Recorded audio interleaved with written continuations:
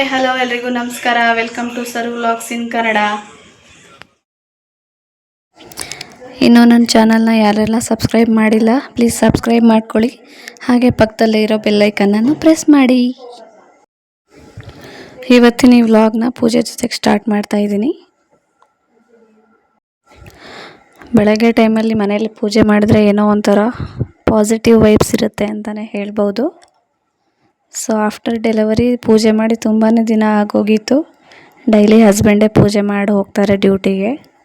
So ನಾನು ಇಬ್ಬರು ಮಕ್ಕಳನ್ನ ನೋಡ್ಕೊಂಡು ಪೂಜೆ ಮಾಡೋದು ಸ್ವಲ್ಪ ಕಷ್ಟನೇ ಆಗುತ್ತೆ ನನಗೆ. ಯೂಟ್ಯೂಬ್ಸ್ ವ್ಲಾಗ್ ಮಾಡೋದ್ರಿಂದ ಸ್ವಲ್ಪ ಆ್ಯಕ್ಟಿವ್ ಆಗಿರ್ಬೋದು ಅಂತ ಯೂಟ್ಯೂಬ್ ಚಾನಲ್ನ ಓಪನ್ ಮಾಡಿದ್ದು. ಅಟ್ಲೀಸ್ಟ್ ವಿಡಿಯೋ ಮಾಡಿದಾಗಲಾದರೂ ಆ್ಯಕ್ಟಿವ್ ಆಗಿರ್ಬೋದು. ಸೊ ಪೂಜೆ ಎಲ್ಲ ಮುಗೀತು. ಪೂಜೆ ಆಗೋಷ್ಟರಲ್ಲಿ ಮಕ್ಕಳಿಬ್ರು ಎದ್ದಿದ್ರು.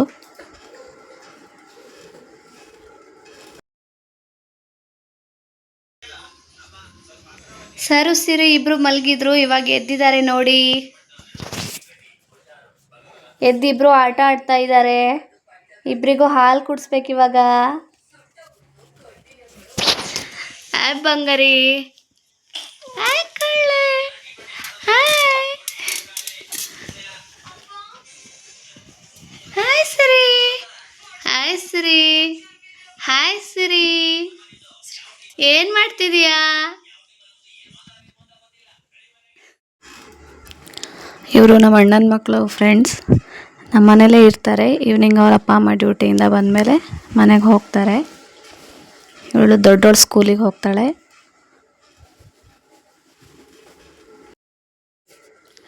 ಈವ್ನಿಂಗ್ ಟೀ ಕುಡಿಲಿಲ್ಲ ಅಂದರೆ ಮೈಂಡ್ ಫ್ರೆಶ್ಶೇ ಆಗೋಲ್ಲ. ಸೊ 1 ಕಪ್ ಟೀ ಕುಡಿಲೇಬೇಕು. ಅದಾದಮೇಲೆ ಇವತ್ತು ನಮ್ಮ ಯಜಮಾನರು ಬಟ್ಟೆ ಒಣಗಿಸ್ತಾ ಇದ್ದಾರೆ. ನಮ್ಮನೆಗೆ ಸ್ವಲ್ಪ ಹುಷಾರಿರಲಿಲ್ಲ, ಅದಕ್ಕೆ. ಈ ಮಳೆಗಾಲದಲ್ಲಿ ಬೇರೆ ಬಟ್ಟೆ ಸರಿಯಾಗಿ ಒಣಗಲ್ಲ, ಬಿಸಿಲೇ ಇರಲ್ಲ.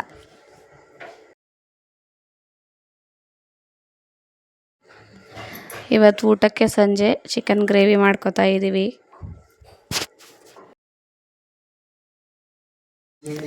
ಊಟ ಮಾಡ್ತಾ ಇದ್ದೀನಿ ಇವಾಗ.